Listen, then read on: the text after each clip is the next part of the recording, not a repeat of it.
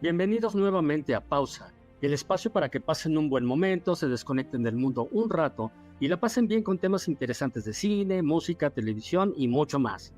En esta ocasión tenemos un gran invitado para hablar de un tema que todo buen cinéfilo tiene en mente, el 30º aniversario del estreno de Jurassic Park, el clásico de Steven Spielberg que cambió, en muchos aspectos, la historia del cine.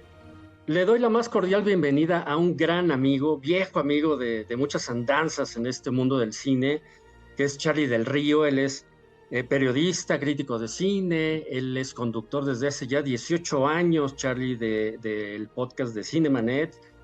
También escribe para Cine Premier. Y pues es un gustazo tenerte, Charlie, en este podcast de Pausa, en el que vamos a platicar ahorita de Jurassic Park y los 30 años que cumple y que acaba de cumplir hace unos días, pero te quiero dar la bienvenida y preguntarte cómo estás, Charlie. ¿Qué tal, George? Querido Jorge, muchísimas gracias por la invitación, por la presentación. Estoy bien contento.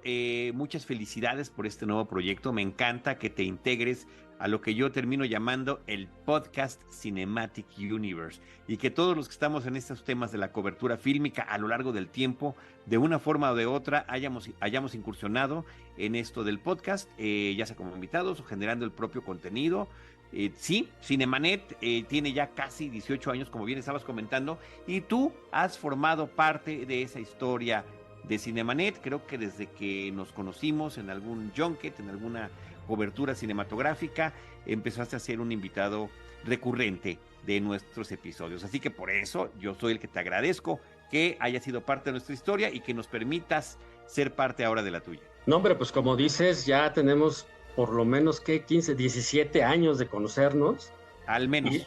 Sí, y también he tenido el gustazo, el honor y el placer de estar en Cinemanet, en varios programas de muchas cosas que hemos platicado a lo largo de todos estos años. Y pues para mí es un gustazo tenerte, pues ahora de este lado, ¿no? Como invitado. Gracias. Y pues si te parece, Charlie, pues entremos en materia, ¿no? El 11 de junio, o sea, tiene apenas unos cuantos días, se cumplieron 30 años del estreno de Jurassic Park, esta película de Steven Spielberg, que ahorita iremos desmenuzando un poquito, pero pues marcó toda una época por varias razones, por los efectos especiales, por el renovado interés que le dio al mundo en general acerca del tema de los dinosaurios y un larguísimo etcétera. Pero yo te quiero preguntar, Charlie, ¿tú cuál es tu primer recuerdo que tienes de Jurassic Park? Yo creo que el primer recuerdo que muchos cinéfilos tenemos de la primera vez que vimos Jurassic Park es muy similar al que los personajes están teniendo cuando están recorriendo la isla en el jeep y finalmente se encuentran en vivo aquellas criaturas. Es esa sensación de asombro, es un momento en el que creo que también nos conecta a nuestros gustos infantiles. ¿Quién no jugó con dinosaurios? ¿Quién no fantaseó con dinosaurios? Justamente la televisión y el cine se han encargado de generar esta falsa percepción de que humanos, seres humanos y dinosaurios pudieran coexistir cuando hay millones y millones y millones de años de diferencia. Si bien ambas especies han habitado la Tierra, pues nunca coincidieron. Entonces, esta situación de tener a través de la ciencia ficción, primero del libro de Michael Crichton, donde hay esta justificación que es muy bien planteada, me parece que absolutamente creíble, ¿no? Un mosquito prehistórico picó a varias especies de dinosaurios, después quedó capturado en esta cápsula, recuperada, y a través de la experimentación genética y de la clonación se logran recrear estas criaturas. Entonces estamos ante la justificación de la ciencia ficción por un lado, y la otra es que a través del gran oficio como realizador cinematográfico de Steven Spielberg y del estupendo uso de los efectos especiales y de una gran combinación que estaba sucediendo en ese momento de principios de la década de los 90 del siglo pasado, que era la tecnología digital para poder hacer estas criaturas, pero también recurrir a los animatrónicos de Stan Winston. Entonces, bueno, creo que, ¿cuál es la primera impresión? De asombro, de gozo y de gran emoción. Sí, fíjate que ahorita que lo mencionas, yo en cuanto a las películas que he visto, sobre todo en mis primeros, que serán 25 años de vida, tengo dos momentos muy marcados. No sé si a ti te pasa lo mismo, pero el primero fue cuando vi Star Wars, y creo que de eso Ujú. entiendes un carro, ¿no? Porque cuando vimos Star Wars yo tenía 10 años y lo que vimos en la pantalla en ese momento pues era algo totalmente nuevo. Yo sé que es lugar común estarlo diciendo, pero nadie nunca jamás había visto en una pantalla de cine eso. Y después otro momento importante en cuanto a lo que refieres, lo visual, los efectos por ya digitales y etcétera, para mí fue justamente ver Jurassic Park. Yo recuerdo Ujú. la primera vez que la vi, fue en una, pues ya sabes, de estas salas que estaban en ese entonces, de las primeritas salas THX que había aquí en México, una ¿Apolo gran pan satélite habrá sido? en el Apolo satélite, exactamente, ahí fue Sí. donde vi por primera vez Jurassic Park. Y pues vaya la emoción, el sentimiento, el asombro, como bien lo mencionabas, pues fue muy semejante. ¿Por qué? Por el nivel de efectos visuales, ¿no? Si bien ya años atrás, sobre todo un par de años antes, James Cameron ya había logrado una cosa muy impresionante con Terminator 2, El T-1000. exactamente, pues lo que hace Spielberg e Industrial Light and Magic y toda la gente involucrada al hacer estos dinosaurios digitales, que no son todos, es más, de hecho creo que son 7, 8 minutos en total de efectos digitales los que hay en Jurassic Park, pero son tan brutales y son tan efectivos que, pues hasta la fecha, o sea, tú sigues viendo, por lo menos yo sigo viendo, pues las películas actuales, no sé, las de Marvel, ¿no? Las de superhéroes, después vinieron las secuelas de Parque Jurásico y la nueva Jurassic World, etcétera. Y los efectos de Jurassic Park de hace 30 años, de 1993, perdón, pero siguen tan vigentes como entonces. No sé si estés de acuerdo conmigo. No, sí estoy de acuerdo. Pero hay una combinación de factores allí. Y es la forma en la que los retrata Spielberg, la forma en la que utiliza la cámara, la forma en la que edita, la forma en la que utiliza una vez más la magistral música de John Williams, porque pueden tener muchos realizadores cinematográficos la misma tecnología o inclusive mejorada, pero si de repente la utilizas al estilo de Michael Bay en las primeras películas de Transformers, donde no terminas distinguiendo qué es lo que está pasando y ya en algún momento ya ni siquiera importa, en ese engolosinamiento por el efecto digital, entonces ya deja de tener sentido. En cambio, cuando lo moderas, lo dosificas, algo que además Spielberg aprendió a muy temprana edad y muy temprano también en su carrera, por una necesidad muy grande que fue la experiencia que tuvo cuando filmó Jaws, Tiburón, del 75, y que pues el tiburón falló, el tiburón mecánico, y entonces lo tuvo que dosificar y tuvo que utilizar subjetivas y otro tipo de elementos y de recursos cinematográficos para contar la historia y que le quedó mejor. O sea, creo que lo mejor que pudo haber pasado en Tiburón es que el tiburón Bruce fallara. Creo que eso de verdad que terminó alimentando. Como nos pasa aquí en México, algo falla, güey, arréglalo con un chicle, arréglalo con masking tape, se arregla. Pero lo tienes que resolver y esa suerte de resolución termina abonando en la creatividad. Y eso es bueno. A cuando tienes todo a la mano y ya nada más lo echas y ya no funciona igual. Voy a regresar a lo que estabas comentando. Momentos fundamentales de mi cinefila, sin duda, esa vez que fui a ver en el cine, en su estreno original, Star Wars o La Guerra de las Galaxias, como se llamó, y así estaba en las marquesinas de los cines. Yo lo vi en el cine Agustín Lara, que estaba en una plaza comercial en la avenida Pat Patriotismo. Sí, Ujú. daba más hacia patriotismo que hacia revolución. Entonces, bueno, fue una cosa que a mí me impactó absolutamente. Sí, estamos en el lugar común, pero bueno, estábamos muy chiquitos y fue verdaderamente asombroso. Yo dije, de aquí soy. Y después, a lo largo de esos finales de los 70s y principios de los 80s, pues era una gran experiencia cinematográfica tras otra.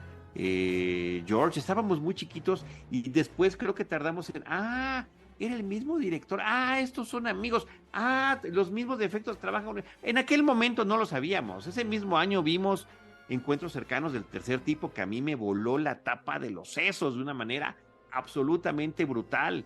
Después vendría Alien, el octavo pasajero. Poquitos años después Blade Runner, claro, simultáneamente seguían apareciendo las películas de Star Wars, ¿no? En el 80, El Imperio Contraataca, en el 83, El Regreso del Jedi, E.T. de Steven Spielberg, por supuesto que Los Cazadores del Arca Perdida, que merece también su propio espacio para platicar de ella. Esas son las películas que a través de la fantasía, del escapismo, del entretenimiento y del humor, porque me parece que el sentido del humor también es fundamental. También dosificado no significa que ninguna de estas películas es comedia, por supuesto, pero cuando tienen momentos de humor me parece que son formidables.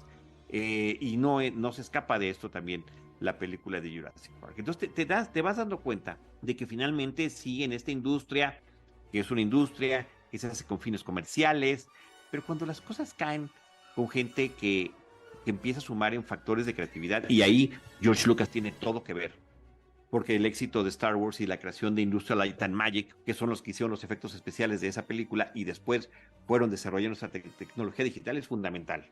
Entonces, pues a mí me parece que todo eso termina abonando hacia nosotros, los espectadores, que nos maravillamos desde nuestra butaca. Creo que por ahí va la cosa y por ahí la importancia y la relevancia de una película como esta. Habrá que decir también que cuando llega esta tecnología digital de Industrial Light and Magic a una película como Parque Jurásico, ya había habido esfuerzos previos en diferentes películas donde lo iban ensayando. En esta película del joven Sherlock Holmes es la primera que empieza a utilizar esta tecnología digital y los vitrales que cobraban vida en la imaginación de algunos de los personajes. La película del dragón con la voz de Sean Connery también es un antecedente inmediato de lo que terminaría siendo aprovechado en esta suma de experiencias en Jurassic Park. Sí, y fíjate que mencionabas algo clave, ¿no? Que es la narrativa, ¿no? Como bien dices, pues Spielberg en eso se las gasta solo, ¿no? Yo creo que si hay más allá de si Spielberg es mi director favorito o no, creo que pocos directores tienen el estilo visual o tienen pues sí, este concepto visual de las cosas, de las tomas, ¿no? Los ángulos.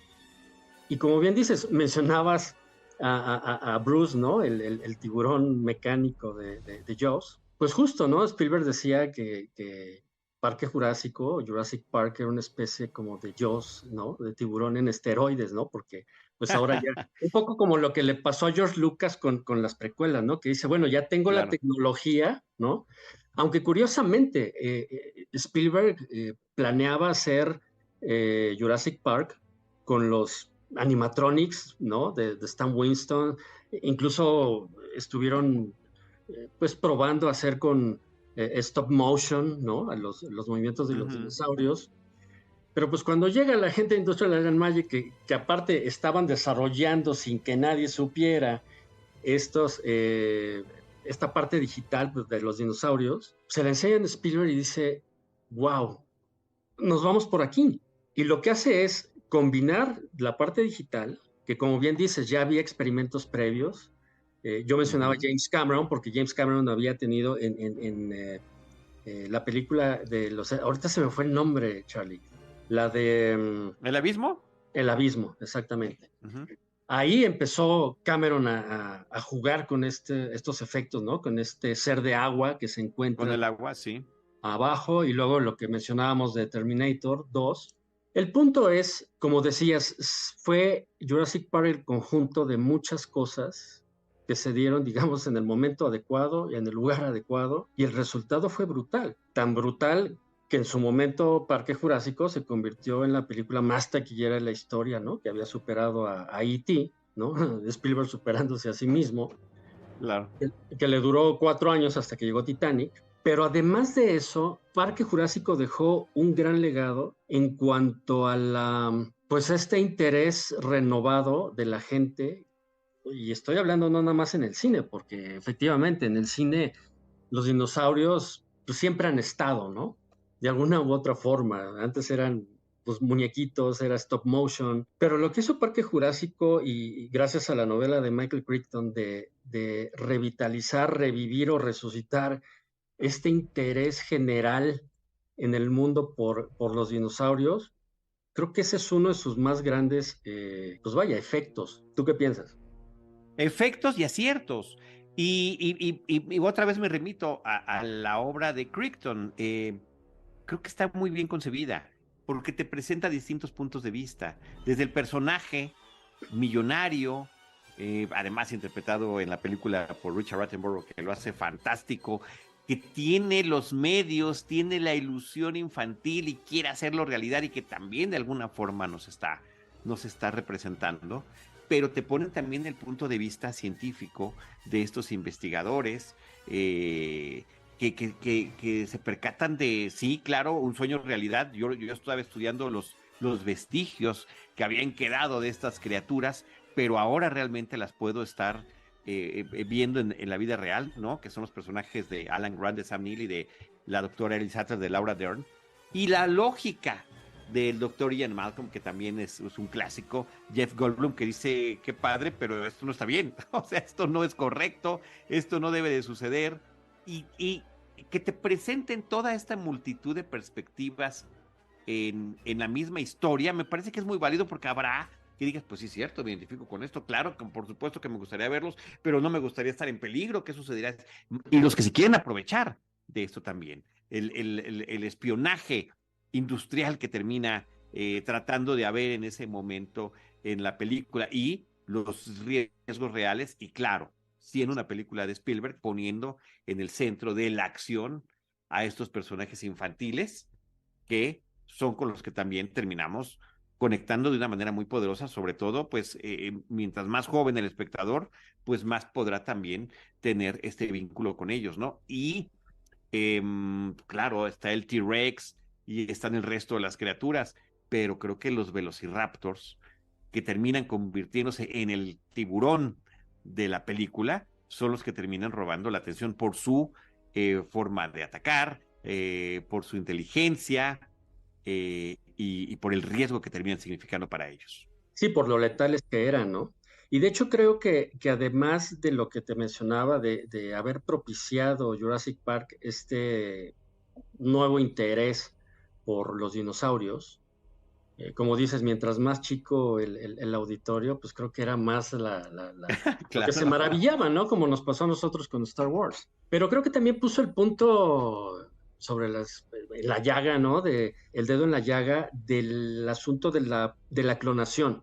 Si te acuerdas, hacia mediados, finales de los 80, pues estaba toda esta ciencia, ¿no? De la famosa oveja Dolly y de la clonación, y estaba todo en las primeras etapas, ¿no? Pues estaba descubriendo. Y de repente llega un blockbuster de este tamaño y te pone en la pantalla, pues, los riesgos que puede tener. Y como dice Ian Malcolm, ¿no? Dice, pues están jugando a ser Dios, ¿no? Entonces, Exacto. el ponerte estos riesgos en pantalla de la clonación, me acuerdo mucho de una de las frases que dice, pues es como si le dieras, jugar con la clonación, lo dice Ian Malcolm, ¿no? Es como si le dieras a un niño la pistola de su papá, ¿no? Y está jugando con ella. O sea, Sí. a ese grado de riesgo se llevaba, ¿no? Entonces, más allá de ser una película de entretenimiento y con dinosaurios y con acción y con niños y etcétera, etcétera, una de las grandes películas de Spielberg, pues también tiene un trasfondo bastante interesante y completo en cuanto a otras situaciones que se vivían en aquella época, ¿no? Obviamente hay que poner en su contexto de hace 30 años. Sí, pero inclusive en nuestro contexto contemporáneo, el mensaje termina siendo el mismo. Ahí está también el legado de la novela de Mary Shelley de Frankenstein. Él siempre, el ser humano que juega a ser Dios, no, las cosas no van a terminar bien. Las cosas no van a terminar bien porque al final de cuentas termina habiendo esta falta de control sobre la creación, y están todas estas cuestiones de discusión ética y moral que implica el estar jugando con la vida y con la naturaleza. Obviamente hoy en día a mí me parece que el tema de la clonación termina resultando muy importante, se pueden clonar y ojalá que algún día termine de funcionar eso, órganos para el tema de los trasplantes de los seres humanos, simple y sencillamente. Pero el proyectarlos de esta manera, a través de la ciencia ficción, con una suerte de justificación que es entendible, que tiene cierta lógica, me parece que termina funcionando muy bien y que esta película, creo que no para mí, o sea, el impacto que tuvo Star Wars fue ese, pero a gente más joven en ese momento, a principios de la década de los 90, mediados y finales que vieron Jurassic Park, esa fue la película fundacional de muchas cinefilias.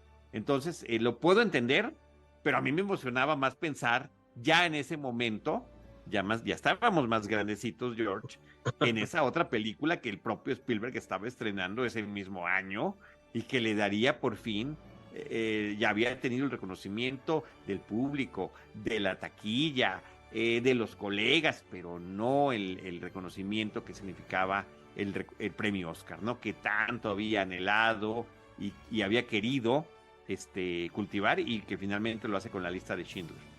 Sí, es que a Spielberg siempre lo criticaron de ser pues más bien efectista, ¿no? O sea, sí un buen contador de historias, pero no era considerado un cineasta serio, ¿no? Si le podemos, Exacto, esa es la palabra.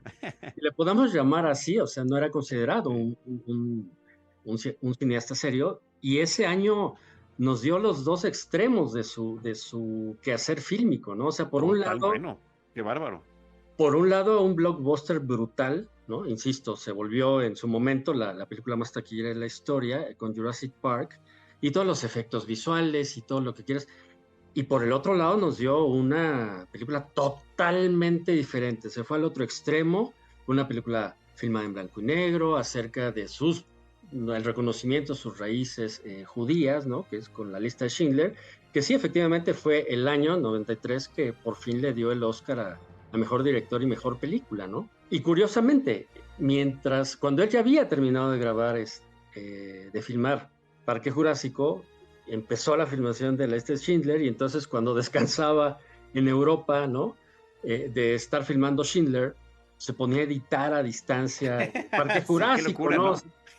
Una locura, ¿no? Una locura, pero eso te habla, pues obviamente, de la genialidad que tiene este señor en cuanto ama el cine, ¿no? Y eso lo pudimos ver hace no mucho con The Fabelmans, ¿no? Que es prácticamente su autobiografía. Claro, claro, claro.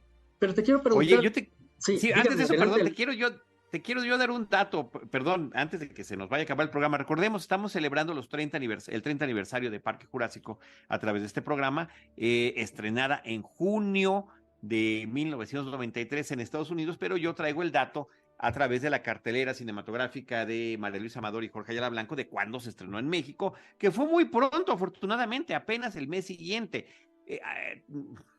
Valga el comentario, nuestra generación, querido George, cuando éramos niños, las películas tardaban hasta 1 o 2 años en llegar a México. Entonces, el hecho de que en 1993, el 16 de julio, se estrenara Parque Jurásico en nuestras pantallas, me parece que es sensacional. Y aquí está la lista de cines, encabezado por el Apolo Satélite THX, que es donde tú lo viste, Real Cinema, Palacio Chino, un montón de cines más, y estuvo y permaneció, también está consignado en este libro, 10 semanas en cartelera. Es que entonces las películas podían durar hasta meses, ¿no? En cartelera. Sí, bueno, aquí son meses, ¿no? Sí, vaya, pero te hablo de 5 o 6 meses. Cuando estrenaron La Guerra de las Galaxias prácticamente duró casi un año en cartelera, o por lo menos ese era el concepto que yo tenía cuando era chavito, ¿no? De pues, sigue y sigue y sigue, pues por eso la vi tantas veces, ¿no? Ahora no, antes no existían estos, antes no existían estos multicinemas, ¿no? Que ya tienes 20 pantallas en el cine que vas y etcétera, etcétera. Entonces, no, oye, Jorge, o ahorita que a los 30 o 40 días ya la película ya está en una plataforma. No, mira, para la experiencia del cine, Charlie, o sea, a los que nos guste, llamamos el cine, pues es terrible, ¿no? Porque no duran las películas. Claro, sí, la única ventaja que le veo de que lleguen a las plataformas de streaming es si por X o Y o Z se te fue la película y no la pudiste ver en el cine, pues bueno, ya la puedes ver en tu pantalla, pero nunca va a ser lo mismo, ¿no?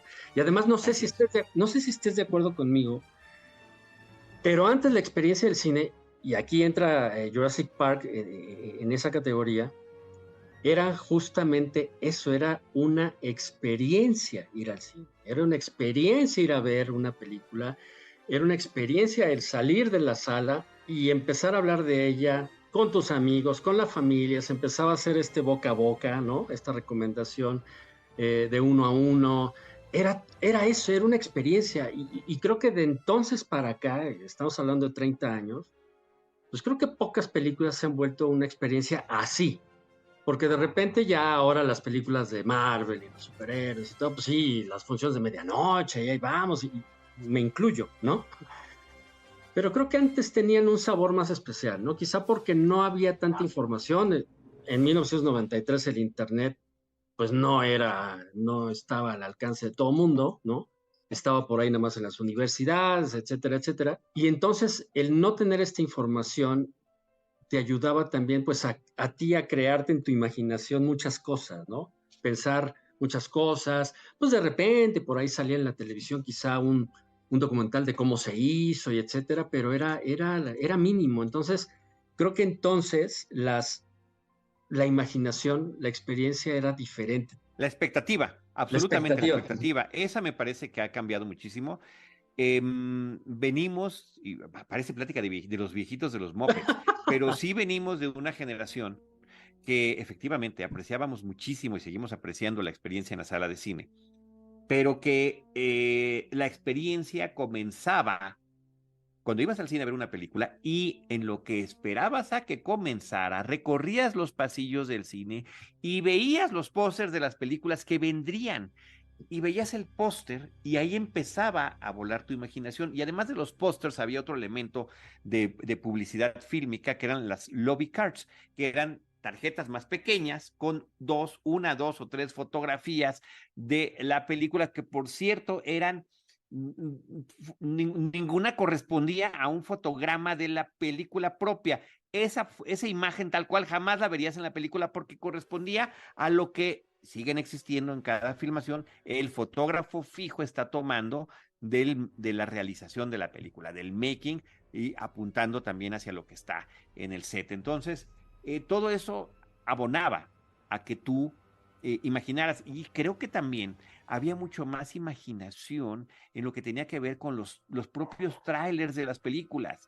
Yo tengo una fascinación por todos los trailers que traen escenas que no aparecen en la cinta y que era con eso que quedábamos fascinados. El tráiler de Alien, el octavo pasajero, te presenta esta imagen del huevito que ni siquiera se parece al huevo que aparece en la película, pero con la música, la voz en off, el acercamiento y la tipografía ya te generaba una expectativa. El tráiler de Terminator 2, ahora que le estabas mencionando, pues es sobre la línea de ensamblaje del modelo T-800, que es el que corresponde a Arnold Schwarzenegger y que tampoco sale en la película, era un elemento nada más para tener allí. El tráiler de la película de Spider-Man de Sam Raimi era una mini aventura de principio a fin de Spider-Man que no aparece en la película y que hasta el tráiler lo quitaron porque pues aparecían las Torres Gemelas que después fueron destruidas en esos atentados. Entonces el tráiler se volvió, digamos, prohibido, ¿no? Y ahorita estamos en la época contraria de todo eso. En el tráiler te ponen la mejor broma de la película, la mejor secuencia de acción, está llena de spoilers y por si no fueran esos spoilers suficientes, hay mucha gente que empieza a desglosar toma por toma, aquí se ve la sombra de este otro personaje, mira, aquí se ve este guante, esto significa que va a aparecer tal o cual personaje, aquí atrás está tirado esto, entonces, y ya arman la película a partir de lo que te muestran en el tráiler y de su explicación. Y me pregunto yo, entonces, ¿qué nos dejan para la sala del cine? ¿Qué nos dejan para la experiencia? Yo me la paso evitando en mis redes sociales ver los trailers, porque no quiero que me arruinen ni la mejor broma, ni la mejor secuencia de acción, ni algún momento fundamental del desenlace de la película. Ya, última palabra que digo, en el tráiler, véanlos ustedes en internet, en el tráiler de la primera película de Avengers de los Vengadores, sale Hulk cachando a Iron Man. O sea, si eso no es un spoiler del tamaño del mundo, no sé qué lo puede hacer.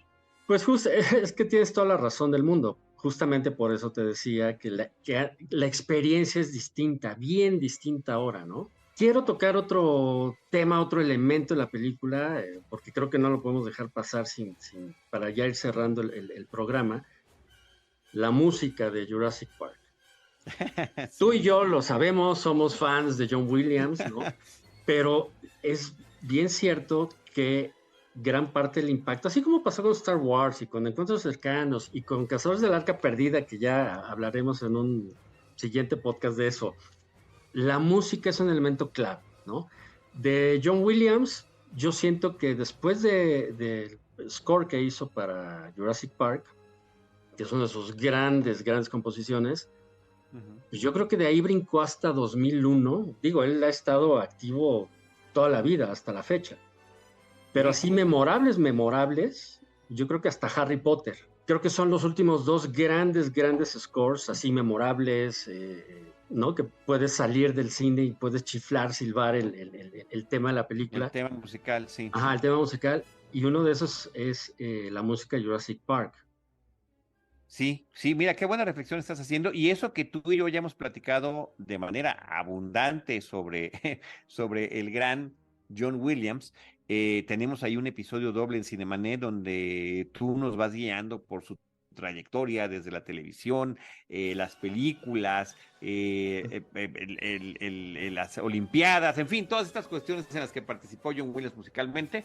Lo recomiendo mucho, yo creo que por ahí podemos poner el vínculo, te los paso para, si quiero, lo podemos incluir en la descripción de este episodio, pero sí, es fundamental la dupla, además, esta dupla fantástica que tuvieron desde mediados de los años 70, un jovencito Steven Spielberg y un joven John Williams. Bueno, John Williams en sus primeros trabajos televisivos, entre otros Tierra de Gigantes y Perdidos en el Espacio, aparecía como Johnny Williams, el túnel del tiempo. Música de Johnny Williams, era el chavito. Pero en el momento en el que empiezan a trabajar juntos y donde en Tiburón se vuelve parte fundamental de la historia, la música, con la cámara, con esta tensión que generaba y que siguen trabajando en las subsecuentes películas de Steven Spielberg, pues, básicamente hasta la fecha, querido George, y que es además Spielberg quien recomienda a su amigo George Lucas: oye, ¿quieres música para tu película de Star Wars? Fíjate que conozco a este señor que a lo mejor te podrá ayudar. Entonces, sí, es consecuencia de todas estas participaciones. Encuentros cercanos del tercer tipo también es sensacional, pero reitero lo que estabas tú diciendo. Posiblemente sea de estos últimos temas musicales tan identificables, donde no puedes deslindar las imágenes de lo que estás viendo con la música que te queda en la cabeza al momento de estar pensando en lo que sucede, en las secuencias, en los grandes momentos de Jurassic Park. Pues justamente la idea de hacer este podcast y de invitarte, mi querido Charlie, era pues para no dejar pasar, ¿no? Esta fecha especial del 30 aniversario de Jurassic Park, que insisto, ya diste la fecha del estreno en México, fue a mediados de julio, un mes Sí. después del estreno en Estados ¿Sí? Unidos. Y pues vaya, para ir cerrando nuestro episodio, porque además tenemos otro pendiente acerca también de Spielberg, pero de otra cosa bien diferente que ya ahorita les platicaremos. ¿Cuál crees tú, si es que lo hay, o si hay varios, no lo sé, me gusta escuchar tu opinión, el legado de Jurassic Park a 30 años como película, qué dejó o qué cambió o no cambió hacia el cine que tenemos ahora? Bueno, de entrada, las posibilidades de la animación digital, sin ninguna duda, me queda. O sea, era como la gran demostración de lo que se podía hacer con eso y de qué manera sería aprovechada. Ahora, podría ser también un legado maldito, porque está los excesos que que se dieron. Y que no es decir, bueno, después de 30 años, mira lo que están haciendo. No, casi de inmediato empezaron los excesos. O sea, recordemos que George Lucas, regresando a Star Wars, porque están íntimamente relacionados todos estos temas, y Industrial Light and Magic, quien hace los efectos de Jurassic Park, que era propiedad, o es propiedad de George Lucas todavía, eso sí no sé, porque vendió Lucasfilm, pero Industrial Light and Magic es otra empresa. Entonces, pues el propio George Lucas es el primero que abusa de eso. Después de que había hecho durante su trilogía original todo en físico, tanto de movimientos de cámara, computarizados, eso sí, pero al final de cuentas, moviéndose sobre escenarios, maquetas, naves creadas, físicas. Y de repente, pues en las precuelas, todo lo que pudo hacer digital lo hizo con los fondos azules o verdes, no me acuerdo, creo que verdes son los que estaba utilizando en aquel momento. Con blue screen se utilizaron para algunos efectos de la trilogía original, y ya con los fondos verdes para la tecnología digital de las secuelas, pues bueno, termina siendo un exceso y termina notándose y termina pesando. Entonces el legado es, sí sirve, se puede aprovechar, pero al igual que el alcohol y que muchas otras cosas de la vida, con moderación para que sea un elemento que aporte a la narrativa de lo que quieres contar, y no que devore la atención y que se vuelva en algo ininteligible en pantalla, ¿no? O en algo ya que es poco menos que creíble. Yo comparo mucho cuando veo que se engolosinan con los efectos digitales en pantalla. Digo, pues es lo que hacían en Odisea de Burbujas, o sea, estaban los fondos y ya no importaba lo que pasara con los personajes, ¿no? Ciertamente, pues lo más importante es la historia y qué está sucediendo, ¿no? Pero si no lo entiendes o si de plano se ve chafa, pues entonces te saca de la película. Es como la moneda impide al tiempo que vuelva. Si alguien recuerda esa película sobre viaje en el tiempo con Christopher Reeve, todavía en esos años que estaba haciendo las películas de Superman, donde él viajaba en el tiempo y al pasado para conocer a la mujer de la cual se había enamorado por una fotografía, pero conservó en su pequeño traje de época que se había puesto para poder viajar al pasado, una moneda de su propio tiempo. Y en el momento en que él accidentalmente se encuentra con esa moneda lo trae a su presente. Y se rompe el encanto, y se rompe la magia. Cuando tú estás viendo la película, que crees que un hombre puede volar, o que crees que los dinosaurios pueden una vez más caminar sobre el planeta Tierra, o crees que puedes ver todas estas naves espaciales, o lo que tú quieras. Pero el momento en el que algo está mal y te saca de la película, ahí se pierde el encanto. Y creo que la importancia del legado es saber de qué manera se puede utilizar. Y la otra es un gran sustento para la narrativa fílmica. Una obra como la de Crichton te lo da, y si tú lo utilizas bien, pues bueno, por supuesto que tendrás un gran logro, y referir siempre a los clásicos, ¿no? Creo que no podemos pensar en esas grandes secuencias de tiempo, sí, de emoción, si no puedes pensar en cómo utilizó a Hitchcock Spielberg. Pues mi querido Charlie, como siempre, es un gran placer hablar de cine contigo. Tenía muchas ganas de invitarte y de que estuviéramos platicando sobre estos 30 años de Jurassic Park, su legado y todo lo que significó, pues, para el cine, para Spielberg, para nosotros como cinéfilos, etcétera. Y pues te quiero agradecer en verdad, ¿no? El que hayas aceptado estar aquí en Pausa en nuestro podcast.